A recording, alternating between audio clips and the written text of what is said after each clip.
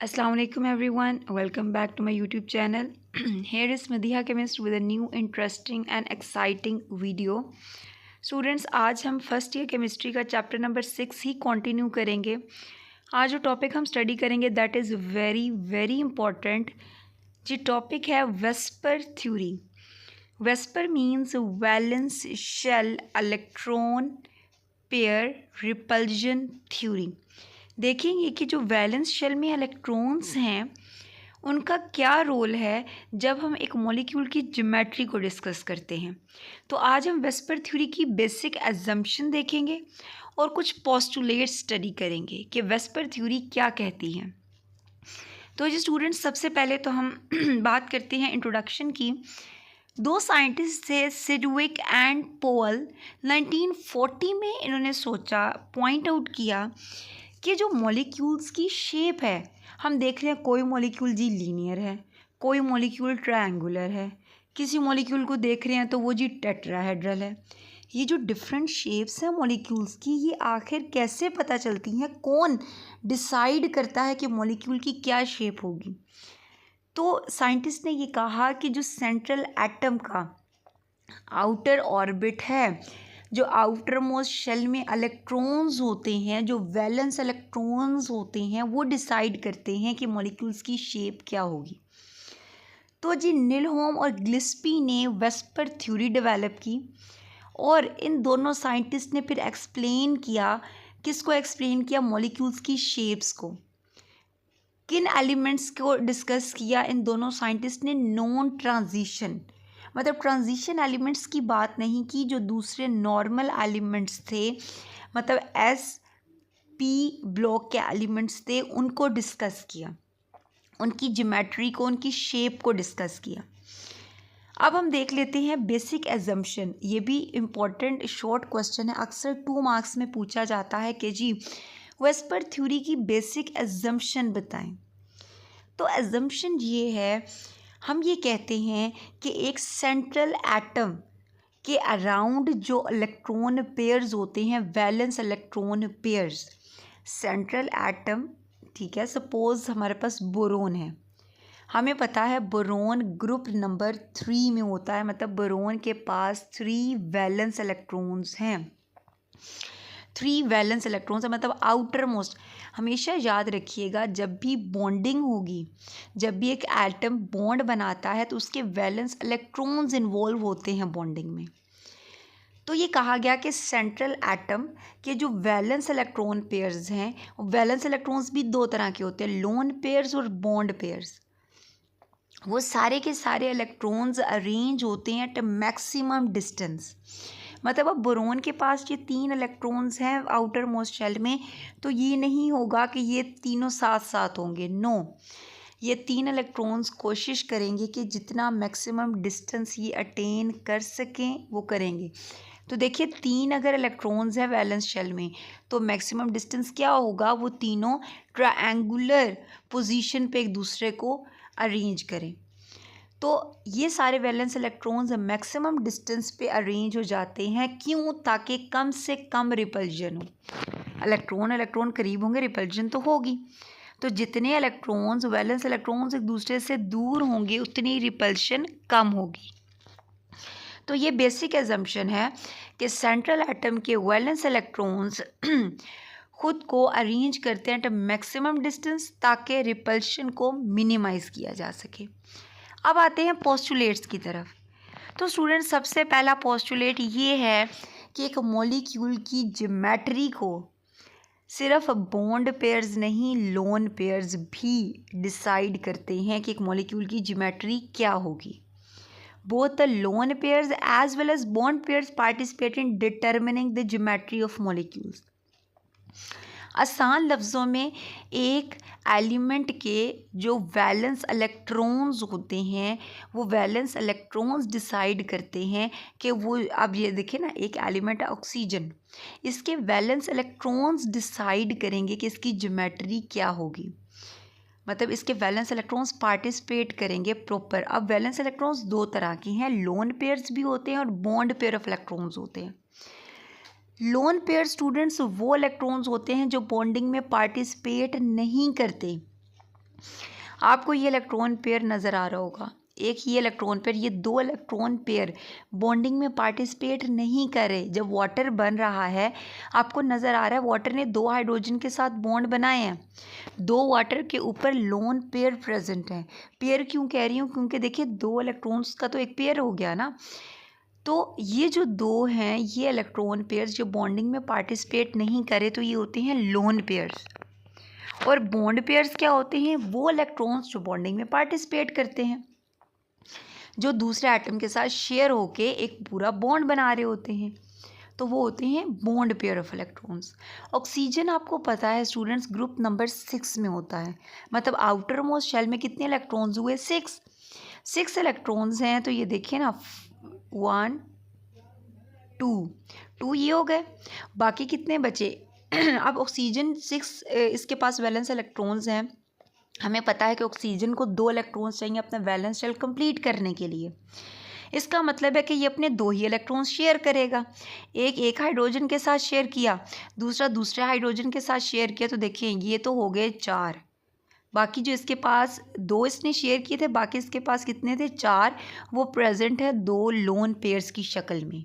तो इसका मतलब ये हुआ कि ऑक्सीजन के पास 2 इलेक्ट्रॉन्स थे बॉन्डिंग इलेक्ट्रॉन्स जो कि बॉन्डिंग में पार्टिसिपेट करें, और 2 लोन पेयर प्रेजेंट है जो बॉन्डिंग में पार्टिसिपेट नहीं कर रहे। तो ये तो हो गया पहला पोस्टुलेट कि लोन पेयर हों या बॉन्ड पेयर, दोनों ही एक मॉलिक्यूल की ज्योमेट्री को डिसाइड करते हैं। अब ये भी तो हो सकता था ना कि ऑक्सीजन के पास हमने कहा था कि इलेक्ट्रॉन्स अपने आप को मैक्सिमम डिस्टेंस पे अरेंज करते हैं। ये जो दोनों हाइड्रोजन हैं ये इस तरह आ जाते, लीनियर हो जाते, तभी होता ना मैक्सिमम डिस्टेंस 180 डिग्री। लेकिन हम ये देख रहे हैं कि ये तो बेंट है दोनों हाइड्रोजन्स। तो ये जो ज्योमेट्री है ये किसने डिसाइड की है, ये जो लोन पेयर ऊपर प्रेजेंट हैं वो हिस्सा ले रहे हैं, वो बता रहे हैं कि जी ज्योमेट्री लीनियर नहीं होगी, बेंट होगी। कैसे वो आगे हम अभी देखते हैं। अब पोस्टुलेट नंबर 2 पे आते हैं। वही बात कि जी जो इलेक्ट्रॉन पेयर्स हैं वो अरेंज होते हैं एक पॉलीवैलेंट एटम, मतलब जिसकी एक से ज़्यादा वैलेंसीज हैं। पॉलीवैलेंट एटम के आसपास इलेक्ट्रॉन पेयर्स मैक्सिमम डिस्टेंस पे अरेंज होते हैं ताकि कम से कम रिपल्जन हो। अब बेरिलियम स्टूडेंट्स ग्रुप नंबर 2 में है, आउटर मोस्ट शेल में 2 इलेक्ट्रॉन्स हैं, तो वो दोनों इलेक्ट्रॉन्स क्या होंगे, खुद को अरेंज करेंगे मैक्सिमम डिस्टेंस पे, और मैक्सिमम डिस्टेंस यही है कि दोनों क्या हो, लीनियर, एक मशरिक की तरफ चला जाए दूसरा मगरिब की तरफ। अब क्या होगा, 2 इलेक्ट्रॉन्स हैं 2 ही शेयर कर सकता है बेरिलियम, तो 2 क्लोरीन आके क्या कर लेंगे, ये देखिए ना 2 क्लोरीन ने आके बॉन्ड बना लिया, 180 डिग्री का एंगल है। अब इसी तरह अगर मैं बात करती हूँ अमोनिया की, नाइट्रोजन आपको पता है स्टूडेंट्स ग्रुप नंबर 5 में होता है, आउटर मोस्ट शेल में 5 इलेक्ट्रॉन्स हैं, ऐसे ही है ना। अब 5 इलेक्ट्रॉन्स हैं, अब इसे मज़ीद नाइट्रोजन को 3 इलेक्ट्रॉन्स चाहिए अपना वैलेंस शेल कंप्लीट करने के लिए। 5 हैं, 2, ये 3 4 5 इलेक्ट्रॉन्स हैं, ठीक है, और मज़ीद इसे 3 चाहिए अपना वैलेंस शेल कंप्लीट करने के लिए, मतलब नाइट्रोजन 3 इलेक्ट्रॉन्स शेयर करेगा। किसके साथ किए, 3 हाइड्रोजन्स के साथ शेयर कर लिए। तो ये तो हो गया नाइट्रोजन ने 3 इलेक्ट्रॉन्स शेयर कर लिए। बाकी इसके पास जो 2 इलेक्ट्रॉन्स हैं वो बॉन्डिंग में पार्टिसिपेट नहीं कर रहे, वो 2 इलेक्ट्रॉन लोन पेयर की शक्ल में प्रेजेंट हैं। समझ आ रही है बात। तो इसीलिए देखें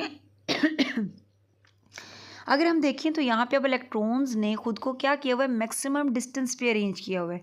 अगर तो सिर्फ 3 इलेक्ट्रॉन्स होते तो ये देखिए ट्रायंगुलर शेप में आ जाते, लेकिन अब एक लोन पेयर भी है, तो वो जो लोन पेयर प्रेजेंट है वो लोन पेयर क्या करेगा, उसकी वजह से ये देखें अब ये 3 ये हो गए और ये एक लोन पेयर, टोटल कितने इलेक्ट्रॉन्स हो गए।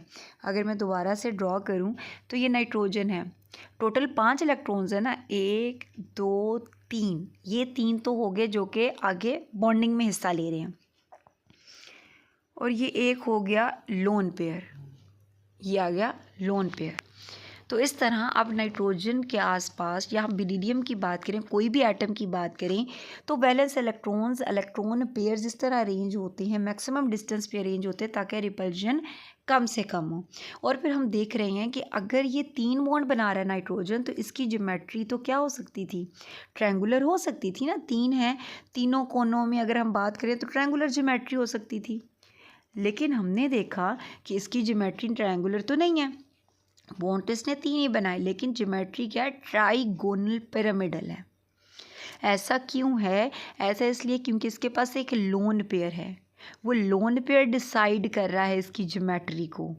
वो लोन पेयर इसे फोर्स करे कि ये ट्रायंगुलर नहीं होगा। उस लोन पेयर ने ये वाला जो बॉन्ड है इसको भी क्या कर दिया, बाकी दोनों के थोड़ा करीब कर दिया है। अब आते हैं पोस्टुलेट नंबर 3 पे। हम कहते हैं पोस्टुलेट नंबर 3 में कि जो लोन पेयर्स हैं वो ज़्यादा स्पेस ऑक्यूपाई करते हैं बॉन्ड पेयर्स की निस्बत। देखिए लोन पेयर देखिए ज़्यादा स्पेस ऑक्यूपाई करें as compare to bond pair. अब लोन पेयर जो है इलेक्ट्रॉन का, उसको किसने खींचा हुआ है? सिर्फ एक न्यूक्लियस, नाइट्रोजन के न्यूक्लियस ने। ये जो इलेक्ट्रॉन्स हैं 2, इनको सिर्फ नाइट्रोजन ने खींचा है ना। नाइट्रोजन के साथ इसकी न्यूक्लियर अट्रैक्शन है। जबकि जो बॉन्ड पेयर्स हैं, जैसे अब ये जो इलेक्ट्रॉन है नाइट्रोजन का, ये नाइट्रोजन का जो इलेक्ट्रॉन, वैलेंस इलेक्ट्रॉन है जो बॉन्डिंग में पार्टिसिपेट कर रहा है, इसको नाइट्रोजन का न्यूक्लियस भी खींच रहा है, साथ साथ इसको हाइड्रोजन का न्यूक्लियस भी खींच रहा है। ये जो बॉन्ड पेयर है ये under the influence of nitrogen भी और हाइड्रोजन भी। तो इसका मतलब ये हुआ स्टूडेंट्स के जो लोन पेयर है वो तो एक ही न्यूक्लियस के इन्फ्लुएंस में है, एक ही न्यूक्लियस उसको अट्रैक्ट कर रहा है। जबकि जो बॉन्ड पेयर होता है, बॉन्डिंग इलेक्ट्रॉन्स होते हैं, उनको 2 न्यूक्लियस खींच रहे होते हैं अपनी तरफ, 2 न्यूक्लियस के अंडर होते हैं। ऐसा ही होता है कि नहीं होता? तो देखिए bonding electron pair is attracted by both nuclei, जबकि नॉन बॉन्डिंग मतलब lone pair of electron is attracted by only 1 nucleus. तो इसका मतलब ये हुआ कि जो लोन पेयर है कम न्यूक्लियस अट्रैक्शन शो कर रहा है, मतलब फेस कर रहा है, न्यूक्लियर अट्रैक्शन कम फेस कर रहा है। तो इसका मतलब है कि इसको अगर देखा जाए तो चार्ज डेंसिटी भी ज़्यादा फैली हुई होगी। ऐसे ही है ना।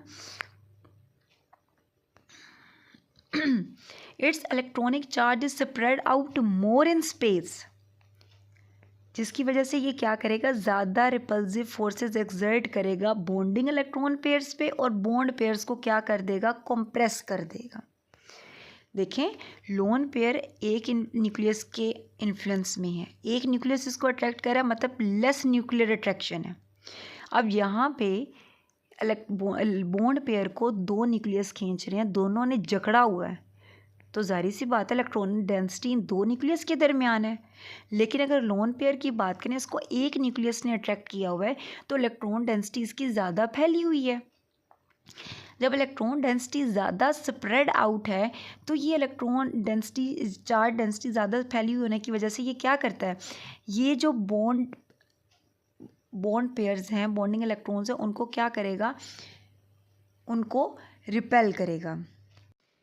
तो ये क्या करेगा, जब bonding electron, lone pair bonding electrons को रिपेल करेगा क्योंकि इसकी चार्ज डेंसिटी ज़्यादा फैली हुई है, तो ये जो बॉन्ड पेयर्स हैं ये क्या हो जाएंगे, कंप्रेस हो जाएंगे। बॉन्ड पेयर्स कंप्रेस होंगे तो जाहिर सी बात है हम क्या कहेंगे, लोन पेयर ज़्यादा स्पेस ऑक्यूपाई कर रहा है as compare to bond pair, जो कि हमें नज़र भी आ रहा है। समझ आ रही है बात? तो ये बहुत इंपॉर्टेंट स्टूडेंट्स शॉर्ट क्वेश्चन भी आता है कि जी lone pair occupy more space than bond pair. तो इसमें आप यही बात बताते हैं कि जी लोन पेयर को एक न्यूक्लियस अट्रैक्ट कर रहा है, मतलब lone pair less nuclear attraction face कर रहा है, जबकि जो बॉन्ड पेयर्स हैं इनको 2 न्यूक्लियस अट्रैक्ट कर रहे हैं एट अ टाइम। तो क्योंकि lone pair less nuclear attraction face कर रहा है, इलेक्ट्रॉनिक चार्ज जो है वो ज़्यादा फैला हुआ है, तो ये बॉन्ड पेयर को इलेक्ट्रॉनिक चार्ज क्या करेगा, रिपेल करेगा, और बॉन्ड पेयर्स क्या हो जाएंगे, कंप्रेस हो जाएंगे। इस वजह से लोन पेयर हम कहते हैं ज़्यादा स्पेस ऑक्यूपाई करता है as compare to bond pair. तो ये स्टूडेंट्स आ गया थर्ड पोस्टुलेट। अब इसमें हमने जब बात की रिपल्शन की, हमने कहा कि जो लोन पेयर्स हैं या जिनको हम नॉन बॉन्डिंग इलेक्ट्रॉन पेयर्स कहते हैं, ये ग्रेट रिपल्सिव फोर्सेस एक्सर्ट करते हैं बॉन्डिंग इलेक्ट्रॉन पेयर्स पे। तो अब यहाँ पे आपके माइंड में क्वेश्चन आना चाहिए, तो इस तरह तो मैम ये जो बॉन्डिंग इलेक्ट्रॉन पेयर्स हैं इनके दरमियान भी रिपल्सिव फोर्सेस होंगी। ऐसे ही है, अगर हमने जैसे पीछे पढ़ा था ऑक्सीजन, इसके पास 2 लोन पेयर्स हैं, तो इन 2 लोन पेयर्स की भी आपस में रिपल्सिव फोर्सेस होंगी। ये भी तो इलेक्ट्रॉन्स ही है ना, ये भी एक दूसरे को रिपेल कर सकते हैं। फिर लोन पेयर बॉन्ड पेयर को रिपेल कर सकते हैं, फिर बॉन्ड पेयर आपस में भी रिपल्जन शो कर सकते हैं, तो बिल्कुल ऐसा है। तो अब हम बात कर लेते हैं वैन डर वाल रिपल्जन्स की। तो जो स्टूडेंट्स हम कहते हैं जो इलेक्ट्रॉन पेयर्स के दरमियान रिपल्जन्स होती हैं, एक मॉलिक्यूल में इलेक्ट्रॉन पेयर्स के दरमियान जो रिपल्जन्स है, इलेक्ट्रॉन पेयर्स आपको पता है दो तरह के, bond pairs and lone pairs. तो उनके दरमियान जो रिपल्जन्स हैं वो डिक्रीज़ हो रही हैं किस ऑर्डर में? वो डिक्रीज़ इस तरह हो रही हैं स्टूडेंट्स कि जो लोन पेयर रिपल्जन है वो ग्रेटर है as compare to lone pair bond pair repulsion, और सबसे कम जो रिपल्जन होती है वो बॉन्ड पेयर के दरमियान है। मतलब सबसे ज़्यादा रिपल्जन है दो लोन पेयर्स के दरमियान। क्यों? क्योंकि दोनों को ही एक एक न्यूक्लियस मतलब ऑक्सीजन अपनी तरफ खींच रहा है, दूसरी तरफ पे ये कोई अट्रैक्शन नहीं फेस कर रहे। तो दोनों क्या है, इलेक्ट्रॉनिक डेंसिटी दोनों क्या है, ज़्यादा फैली हुई है दोनों की। तो दोनों एक दूसरे को क्या करेंगे, फोर्सफुली रिपेल करेंगे। फिर इनसे कम रिपल्जन किनकी है, लोन पेयर और बॉन्ड पेयर की। क्यों? क्योंकि बॉन्ड पेयर को तो दो न्यूक्लियस ने अपनी इन्फ्लुएंस में लिया हुआ है ना, तो लोन पेयर और बॉन्ड पेयर की रिपल्जन है। और सबसे कम जो रिपल्जन है वो किन के दरमियान होती है, एक बॉन्ड पेयर और दूसरे बॉन्ड पेयर के दरमियान। मतलब एक हाइड्रोजन का जो बॉन्ड बना ऑक्सीजन के साथ और दूसरा, दो बॉन्ड पेयर के दरमियान सबसे कम रिपल्जन है। क्यों? क्योंकि अब देखिए दोनों बॉन्डिंग इलेक्ट्रॉन्स को दो दो न्यूक्लियस ने अट्रैक्ट किया हुआ है, जिसकी वजह से इनकी इलेक्ट्रॉनिक डेंसिटी क्या है, इन दो न्यूक्लियस के दरमियान कन्फाइंड है। तो एक दूसरे को रिपेल तो करेंगे लेकिन रिपल्जन क्या होगी, कम होगी as compare to other two repulsions. तो इन रिपल्जन्स को हम स्टूडेंट्स कहते हैं वैन डर वाल्स रिपल्जन्स।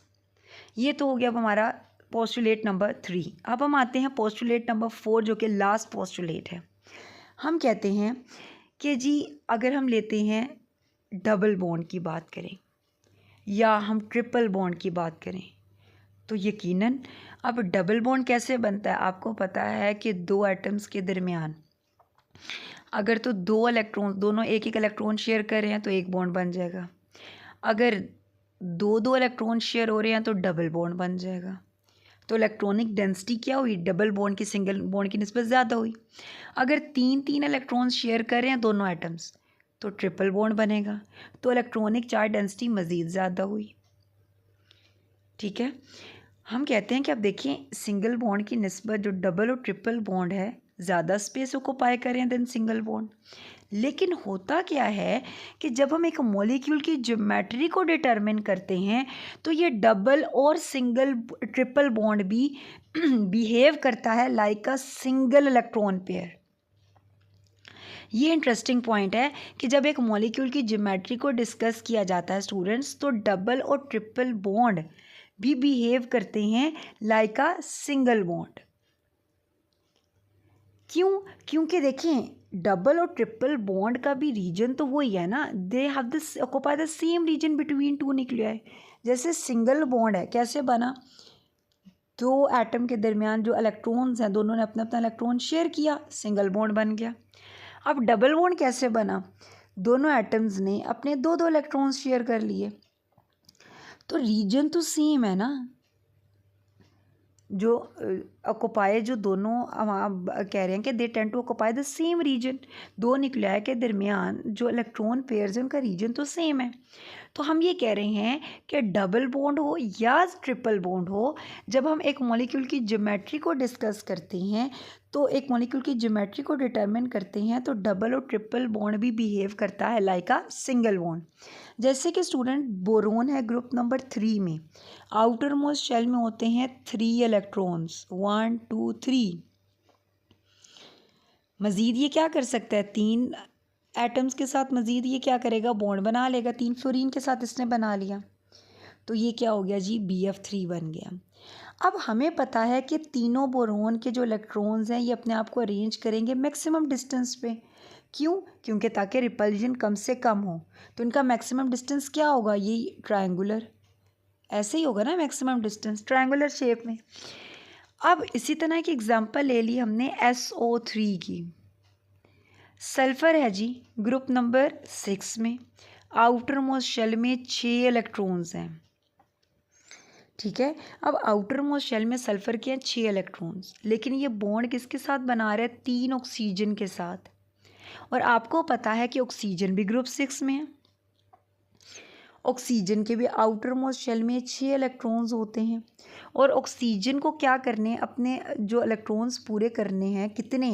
मज़ीद 2 इलेक्ट्रॉन्स चाहिए। तो ऑक्सीजन अपने 2 ही इलेक्ट्रॉन्स शेयर करता है ना, तो हर ऑक्सीजन क्या करता है? अपने 2 इलेक्ट्रॉन्स शेयर करेगा। तो सल्फ़र के टोटल जो कितने हैं? 6, 1 2। सल्फ़र हर ऑक्सीजन के साथ कितने कितने बॉन्ड बना सकेगा? मतलब 2 बॉन्ड बना लेगा। तो 6 ऑक्सीजन के, सल्फ़र के जो इलेक्ट्रॉन्स थे, वैलेंस इलेक्ट्रॉन्स, वो क्या करेंगे? ऑक्सीजन के साथ बॉन्डिंग करेंगे। 6 के 6 बॉन्डिंग करें। क्यों? क्योंकि हर ऑक्सीजन क्या करता है? 2 बॉन्ड बनाएगा, तभी वो अपने वैलेंस शेल को कंप्लीट कर पाएगा, अपने ऑक्टेट को स्टेबल कर पाएगा। तो इसका मतलब ये हुआ कि हर सल्फ़र ने हर ऑक्सीजन के साथ कितने कितने बॉन्ड बनाए? 2 बॉन्ड बनाए। लेकिन अगर देखा जाए तो ज्योमेट्री इसकी क्या नज़र आ रही है? ट्रायंगुलर नज़र आ रही है ना। क्यों? क्योंकि यहाँ पे जो डबल बॉन्ड है वो भी बिहेव करें लाइक अ सिंगल बॉन्ड। जैसे कि हमने पीछे देखा था अमोनिया के केस में, हमने कहा कि जी नाइट्रोजन 3 बॉन्ड बना रहा है हाइड्रोजन के साथ, लेकिन ज्योमेट्री ट्रायंगुलर या ट्रायगोनल नहीं थी। क्यों? क्योंकि एक लोन पेयर भी था। यहाँ अब सल्फ़र के पास कोई लोन पेयर नहीं रहा। क्यों? क्योंकि सल्फ़र के 6 के 6 इलेक्ट्रॉन्स यूज़ हो रहे हैं बॉन्डिंग में, सारे के सारे बॉन्डिंग इलेक्ट्रॉन्स हैं। तो इसका मतलब ये हुआ कि ये जो डबल बॉन्ड्स बन रहे हैं सल्फ़र के, 3 डबल बॉन्ड, ये तीनों बिहेव करें लाइक अ सिंगल बॉन्ड। तो अगर देखा जाए तो हमें यहाँ पे समझ आ रही है कि डबल हो या ट्रिपल बॉन्ड हो, जब हम एक मॉलिक्यूल की ज्योमेट्री को डिटरमिन कर रहे होते हैं तो ये डबल ट्रिपल बॉन्ड भी ये बिहेव करते हैं लाइक अ सिंगल बॉन्ड। तो ये जी थे 4 पोस्टुलेट्स वेस्पर थ्योरी के, जिसमें पहला था कि जी इलेक्ट्रॉन पेयर्स अरेंज होते हैं, इलेक्ट्रॉन पेयर्स जिनमें बॉन्ड पेयर और लोन पेयर्स दोनों शामिल हैं, ये डिटरमिन करते हैं एक मॉलिक्यूल की ज्योमेट्री को। मतलब बॉन्ड पेयर भी और इलेक्ट्रॉन लोन पेयर्स दोनों एक मॉलिक्यूल की ज्योमेट्री को डिसाइड कर रहे होते हैं। फिर ये दोनों जो इलेक्ट्रॉन पेयर्स होते हैं ये अरेंज होते हैं टू मैक्सिमम डिस्टेंस, ताकि कम से कम रिपल्जन हो सके। फिर हमने देखा कि जो लोन पेयर्स हैं वो ज़्यादा स्पेस ऑक्यूपाई करते हैं as compare to bond pairs. क्यों? क्योंकि लोन पेयर को एक न्यूक्लियस अट्रैक्ट कर रहा है, जबकि बॉन्ड पेयर्स को at a time 2 nucleus attract कर रहे होते हैं। इस वजह से लोन पेयर की इलेक्ट्रॉनिक डेंसिटी ज़्यादा फैली हुई होती है, ज़्यादा रिपल्जन एक्सर्ट करते हैं और बॉन्ड पेयर्स को कंप्रेस कर देते हैं। फिर हमने देखी रिपल्जन्स किस तरह की होती हैं, और लास्ट हमने देखा कि आइदर डबल बॉन्ड बने या ट्रिपल बॉन्ड बने, हमेशा जब एक मॉलिक्यूल की ज्योमेट्री को डिटरमिन करते हैं तो डबल और ट्रिपल बॉन्ड भी बिहेव करता है like a single bond. So student, this was all about today's topic. उम्मीद है आपको अच्छे से समझ आ गया होगा। कोई कन्फ्यूजन हो, कोई सजेशन हो, ज़रूर कमेंट बॉक्स में कमेंट कीजिएगा। मेरा चैनल सब्सक्राइब करना मत भूलिएगा और मेरी वीडियो को लाइक और शेयर ज़रूर करें। इंशाल्लाह हाजिर होंगे एक नई वीडियो के साथ, एक नए कॉन्सेप्ट के साथ। तब तक के लिए अल्लाह हाफिज़।